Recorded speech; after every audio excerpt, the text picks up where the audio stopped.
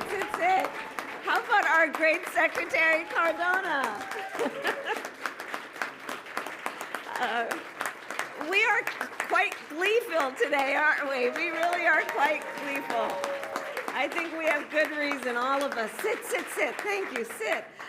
Thank you. It's so good to be with. We have been doing this together for so long. Isn't it wonderful to see how we are bringing it to some conclusion, although there's still much more work to be done on the issue as a general matter. But I see Nick Akers there, and I just want to say hello. Nick was in my office in the California Department of Justice and worked so hard. And Nick, it's just so great to see you. Thank you. Can we please?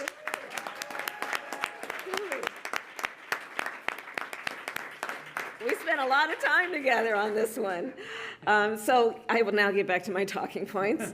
Thank you, Secretary Cardona, for your lifelong dedication to educating and protecting our students and, by extension, our communities and our country. And thank you to your whole team and to all of the advocates who are here with us in your relentless fight on behalf of those important, wonderful people who were needlessly and just so wrongfully targeted by the for-profit college scams. Before I begin my comments, I do want to, however, speak for a moment about what happened yesterday in Tulsa, Oklahoma. The president will be talking more about this later. But we have been monitoring the situation quite closely. And the latest report, of course, is that 4 innocent people lost their lives, and many more were injured. We, of course, all of us hold the people of Tulsa in our hearts, but we also reaffirm our commitment to passing common sense gun safety laws.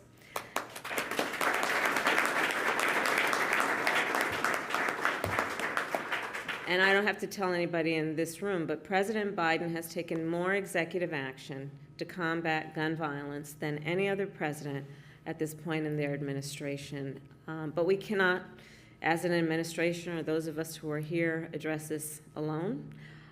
No more excuses. Thoughts and prayers are important, but not enough. We need Congress to act. And so with that, I will turn to the topic at hand, but I know that we all feel similarly about the importance of leaders leading on issues like this. So today, we are here to mark a milestone. It is a milestone in a journey so many of us have been traveling for quite some time, a journey for justice for everyone who was defrauded by Corinthian colleges. Students who simply wanted to better their prospects in life and instead found themselves taken advantage of by a scam that took their money and gave them nothing in return except heartache. I first became involved, as many of you know, in the fight to stop Corinthian nearly a decade ago. As Attorney General of California, I led the California Department of Justice, and we sued Corinthian. And we won, because our investigation discovered that Corinthian had engaged in false and deceptive advertising. They promoted programs that they did not offer. They penalized their telemarketers if the telemarketers revealed the truth to prospective students. Their ads falsely promised students that if they attended certain programs, they would be guaranteed a job after graduation, raising the hopes of people who worked so hard for the bit of money they had to pay to get in these programs. Our investigation revealed that some of the degrees from Corinthian were so worthless that they didn't help a single student get a job. Moreover, the company went through great lengths to inflate its job placement numbers to mislead prospective students. For example, in 2011, they paid a temporary employment agency to hire graduates for short-term jobs. Some students told us they were placed in jobs that only lasted for 2 days. 2 days. That, of course, is not gainful employment. But Corinthian counted it as a successful job placement. Fraud. We also learned that the company deliberately targeted specific populations of people, such as veterans, single mothers, and single fathers, people living below the poverty line, people who lost jobs during the Great Recession, people who believed in the power of education to transform their lives, people who simply wanted to take control of their own future. As part of our investigation, we also obtained Corinthian's internal documents. And I remember the day we got those documents so well, and we read through them, Nick. And these documents described the types of people that Corinthian sought to deceive. So they literally wrote this stuff down and printed it, and we read it. And they called their target demographic, and I quote here, I'm quoting directly, they called their targeted demographic, isolated.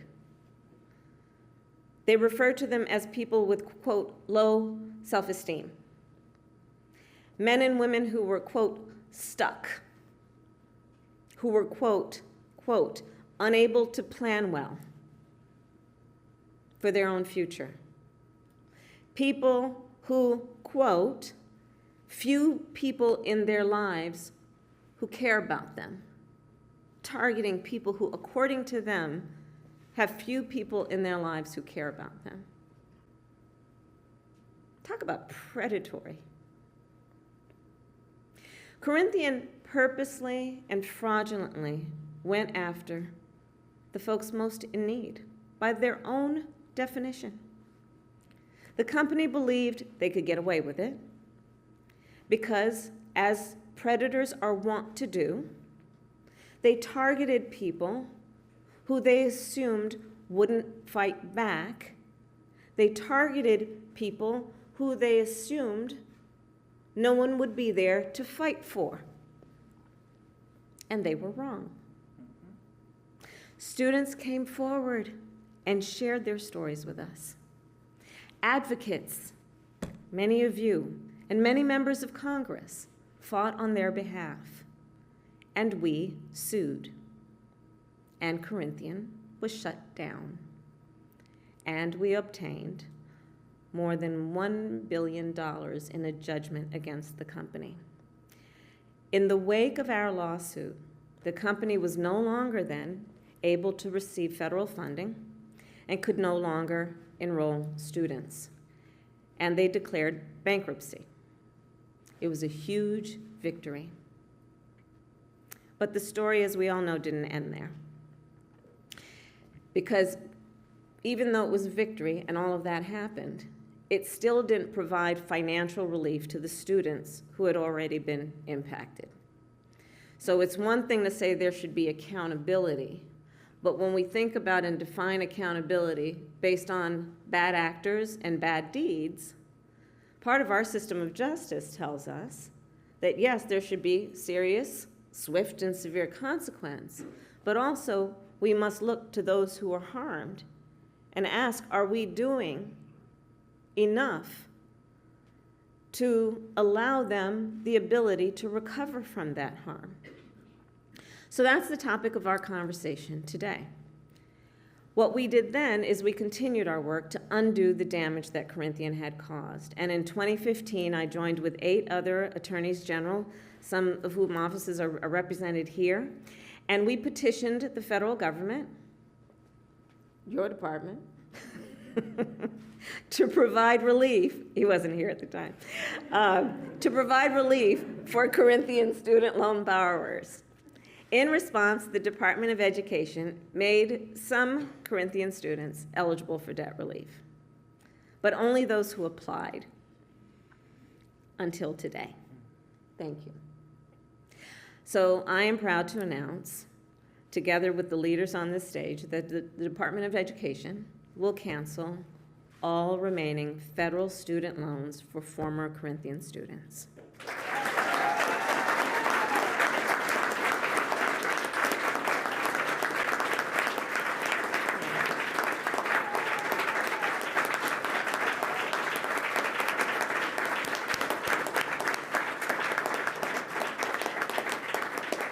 So, to those that this directly impacts, what it means that if you attended Corinthian at any point in its existence, you will receive this relief automatically. You do not need to apply for it. All former students will soon receive notice that Corinthian College federal loans will be canceled, and this will benefit more than 500,000 people who still have loans, and it will add up to almost $6 billion in debt relief for former students. And of course, we all know that's real money in the pockets of real people who have faced over these years significant debt, many of whom are still struggling to make ends meet as costs have gone up. And I think we all know and have to acknowledge what these intervening years have meant for the folks that will now benefit from this announcement. What it has meant is that they kept getting notices that they owed money. And let's remember who we're talking about in terms of who the folks were who applied to go to Corinthian College. We're talking about people who are highly responsible, who decided they would save up some money to pay for an education to improve their life and the life of their family and contribute to their community. Think about what kind of person does that.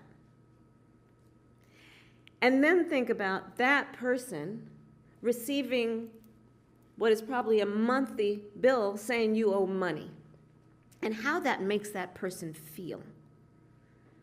And the pressure they are then under, because they are a responsible person who does care about contributing. I say all that to say that these intervening years have meant something that is not good for the folks we are talking about. I say that because also, in terms of the significance of the passage of time, it is that, and also that for more than 20 years, Corinthian took advantage of people who only wanted a better life for themselves and their families.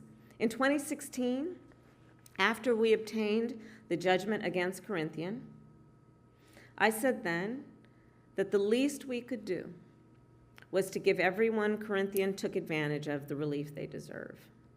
I said then that we would do everything in our power to help them. Finally, and sadly it has taken this long, finally that promise is fulfilled.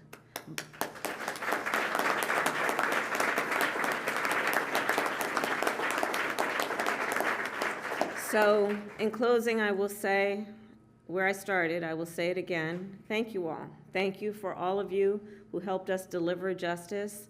Thank you for all of you who could have, on the day that we got the judgment and got partial relief for the students, could have declared a victory and walked away on to the next thing, but you didn't stop and you didn't give up. And because of your hard work and your dedication, we're where we are today. Also knowing that as a nation, we still have a lot more work to do on these issues. Thank you all very much. Thank you.